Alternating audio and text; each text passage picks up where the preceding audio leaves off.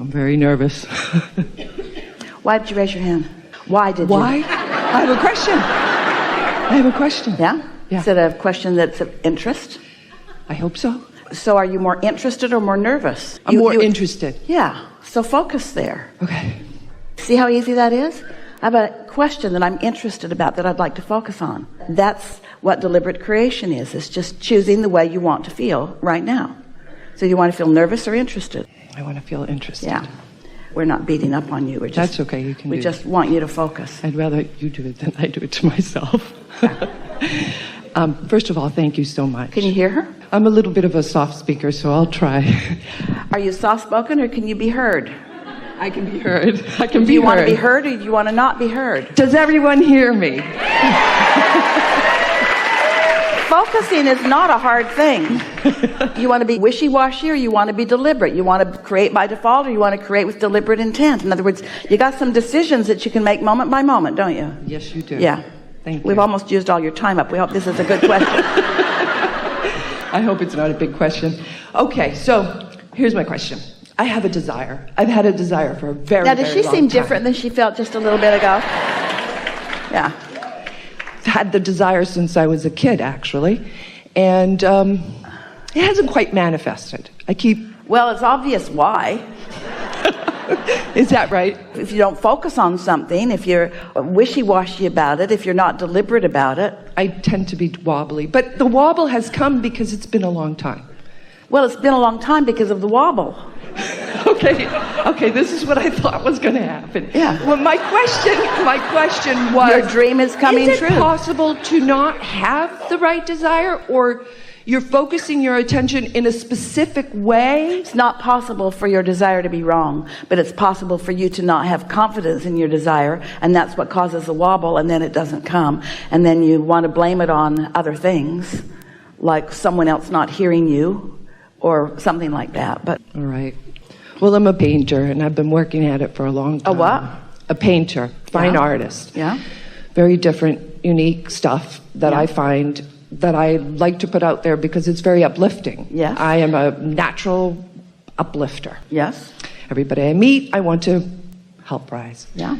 Everybody's not ready, but we understand what you mean. Obviously. And so my paintings probably don't do it for everybody. I'm searching for my people. That's not your job. That's the job of law of attraction. Your job is to be true to your vibration. And when you're true to your vibration, now you've got a powerful point of attraction and the people will come. But if you're searching for them, then a lot of the time, and you're searching for something that isn't, you're a different vibration than you're painting. And then that's why you're attracting wobble. I understand. We know you do. I really do get it. I've gotten it since I was a kid. Yeah. So why are you so ready to argue for your limitations? It's sort of like a stand-up comedy routine that you do. And while it's humorous, it's not humorous. It's painful. It's painful sometimes. I go to that, that wobble state, and it's like seesaw, seesaw, seesaw. But why do you do that? It's just a bad habit. It's just a habit that comes from not focusing. It's a habit that comes from responding to the environment around you. But we can feel a clarity within you. We see it come and go even while we're talking. And we know that as we focus with you and you focus in response to our focus, we hear it, everyone saw it. And the reason that we were playing with you so hard and strong right from the moment that you hit the stage, you represent a lot of people. You represent almost everybody to some extent at some time or another. But it's easy to have this habit of approaching life that isn't working for you, but it's such a habit that you keep using it. And until you come to an awareness of what it is and make different decisions, and the different decision that we're asking you to make is just to make more decisions. Make more decisions and then align with the decision. This is interesting. You don't like the wobble. You know the wobble doesn't benefit you. Wobble meaning, I like this, I don't like this, I like this, I don't like this. The wobble is just introducing contradictory vibrations, which your inner being never does. So since your inner being, hear this is the first time we've ever said this. Since your inner being never introduces contradictory resistance, that's why the point of attraction of your inner being is so powerful. Since your inner being never introduces contradictory resistance, when you wobble, it never feels good. Wobble always feels like instability, insecurity. It always feels like being disadvantaged. It feels like not being heard. And so you really want to give the wobble up, and the opposite of the wobble is clarity. Think of the feeling, the emotional feeling, the emotional indicator, the emotional feeling of clarity as compared with the emotional feeling of indecision or indecisiveness. And so you know how you are this really unique and wonderful painter. And you know when that feeling of clarity comes to you and you move with deftness and certainty. And is every moment that you are approaching your project, does every moment feel like that, or just some moments feel like that? When I'm going at it in the studio and I'm painting or creating, I make constructions, three-dimensional construction. When it is going, it is like source is right here. So there's a momentum about it. There's a propulsion that is undeniable. And so you know the feeling. So what we're asking is, can you know the feeling earlier in thought? Rather than knowing it when you're in the action phase, can you know it when you're in the energy flowing phase? Yes, I think so. Yeah. Absolutely. This is a discussion worth having. What do you think makes you? Now, we were a little hard on you because we knew you could take it, and because you represent what so many people are doing. But we just focused you into focus, and we would not accept other than that from you. And you came around to it pretty quick. We want you to do that for yourself. We want you to intend to be focused. We want you to feel the difference between focus and wobbling, and really advocate for yourself for focus. Yes? Yes. We'll hear more from you. I was here in April or May, whenever the last one was here. And I left here and I manifested a whole bunch of stuff. I was really in focus and everything. And then, of course, the wobble stepped in. No, not of course. Well, for me, it seems that that's hear where that. I am. Hear what a strong word of course is. And then naturally things went wrong for me. You're right. You're right. Things went good, but then naturally they started going wrong. I could see it. And what I did was the fact that I could see it and I was aware of it. So that's what we call post-manifestational awareness. That's the opposite of getting out ahead of it, which is what we're talking about here Absolutely. today. So right now, instead of getting out ahead of it in a positive way, in a negative way by saying, of course. So, Abraham, I was here before. I heard good stuff, really good stuff went, and then, like always, it went south for me. And we say, this is pre-paving too, but it's not pre-paving to your advantage. And if you can't hear the difference, can you feel the difference? That's what we're asking you. Yes, I can feel the difference. You know, when you're tuned in, tapped in, turned on, and that stuff's flowing through you, can you feel it energetically too? Oh, absolutely. And so you were here before, and then of course it went. Now what do you want to talk about? What I wanted to say was that I feel myself moving in better ways. I feel it coming. I do feel that. I feel the change really well. happening. Here's the thing. This change that's happening, it's not happening out there. It's happening now or it isn't. Oh, it's happening. Not happening out there. It's happening now or it isn't. And so just in the conversations that we've had, you let it happen, then you stopped it, and then you let it happen, then you stopped it, and then you let it happen, and then you stopped it. So you say it's happening. And we say, yeah, it's happening in spite of yourself. It's happening because there is enough momentum going that you really can't mess your life up too much because you've been doing so well, but you're a fine tuner. You said to us something really important. Can you remember the descriptive words that you used to describe your painting? In the zone.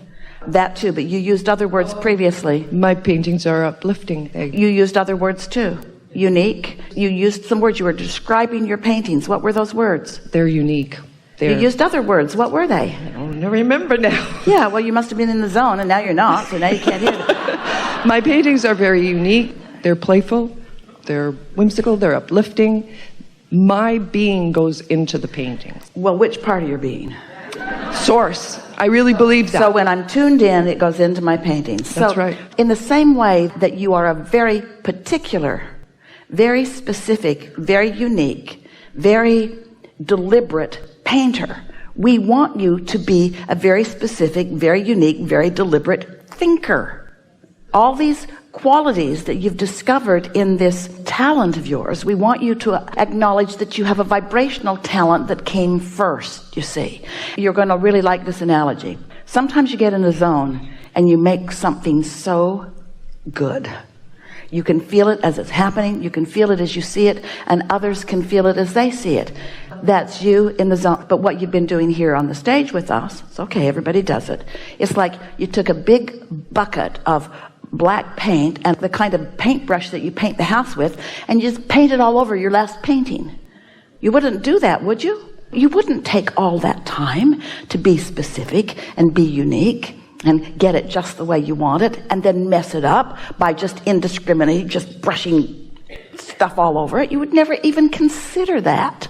And yet that's what you're doing with your words, with the direction of your thoughts. It's like you paint it really pretty and then you muck it all up, and then you paint it really pretty and then you muck it all up. And you can tell what part of that is satisfying and what part isn't. We want you to be as deliberate with your thoughts and words as you are with your actions. That's what we're asking. And that's what getting out ahead of it is. By the time you've got your materials in your hand and you're in that flow, there's a lot of momentum that's happened, and there's a propulsion that is happening that's going to carry you a ways. But we're talking about what percentage of your life, time-wise, do you think you spend in the studio doing that? 10%? What percentage do you sleep? What percentage do you eat? What percentage do you walk? I'm in the studio every day. But in that zone? In that zone, what percentage? Probably 20%. So you think you spend 20% of your life or 20% of your day in the zone? 20% of my life. We give you 3%. 3%. We give you 3% in the zone, and that's a high percentage. And we're not just talking about you, we're talking about most people.